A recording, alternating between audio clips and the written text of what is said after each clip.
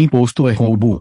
Uma análise do debate sob a perspectiva brasileira e internacional. A ideia de que impostos são uma forma de roubo tem sido discutida amplamente em várias correntes de pensamento, especialmente no campo libertário.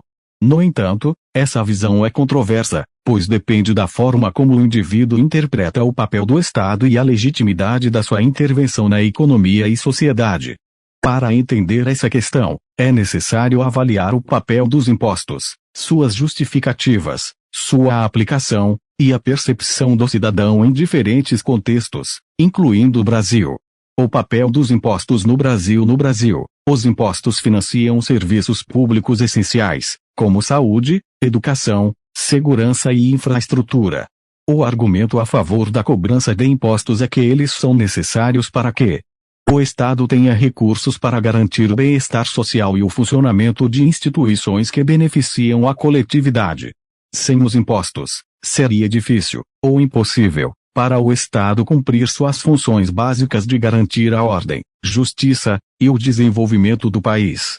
No entanto, o Brasil é conhecido por ter uma das mais altas cargas tributárias do mundo, sem que isso necessariamente reflita em serviços públicos de alta qualidade. Essa disparidade entre o que se paga e o que se recebe gera frustração na população, fomentando a ideia de que os impostos são, de certa forma, roubo. Muitas vezes, o que o cidadão brasileiro observa é a falta de transparência, a má gestão de recursos públicos e casos de corrupção, o que faz com que a noção de impostos como um dever cívico perca força e dê lugar a uma sensação de abuso.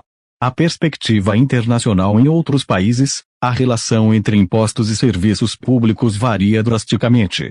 Países nórdicos, como Suécia, Noruega e Dinamarca, são conhecidos por suas altas taxas de impostos, mas também por proporcionar um sistema de bem-estar robusto e eficiente. Nesses países, os cidadãos veem os impostos como um meio para garantir um alto padrão de vida e uma forte rede de segurança social. Nesse contexto, o pagamento de impostos é amplamente aceito como legítimo, já que os retornos são visíveis e significativos. Por outro lado, em países onde os governos são menos eficientes ou corruptos, a percepção dos impostos tende a ser mais negativa.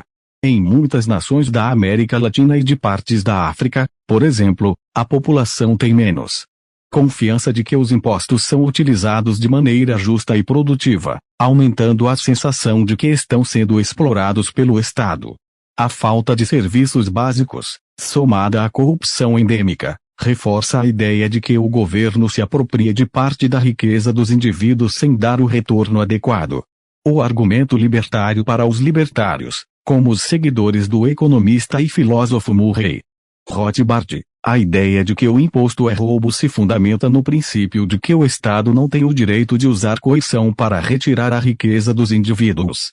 De acordo com essa visão, a tributação não é voluntária, e o fato de o Estado ter o poder de aplicar sanções, como multas ou prisão, para quem não paga seus impostos equivale a um roubo institucionalizado. Esse argumento é fundado na crença de que os indivíduos são proprietários absolutos de sua riqueza, e que o Estado, ao apropriar-se dessa riqueza à força, comete um ato imoral.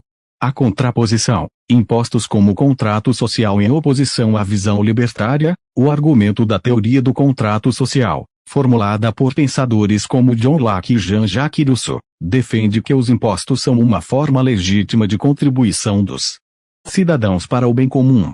Ao viver em sociedade, os indivíduos concordam implicitamente em abrir mão de parte de sua liberdade e riqueza em troca da proteção e dos serviços oferecidos pelo Estado. Nesse contexto, os impostos não seriam roubo, mas sim uma contribuição justa e necessária para garantir o funcionamento da sociedade e proteger os direitos dos cidadãos. A realidade brasileira. No Brasil, a falta de qualidade nos serviços públicos, associada a uma carga tributária pesada e ao problema crônico da corrupção, faz com que uma parcela significativa da população encare os impostos como abusivos.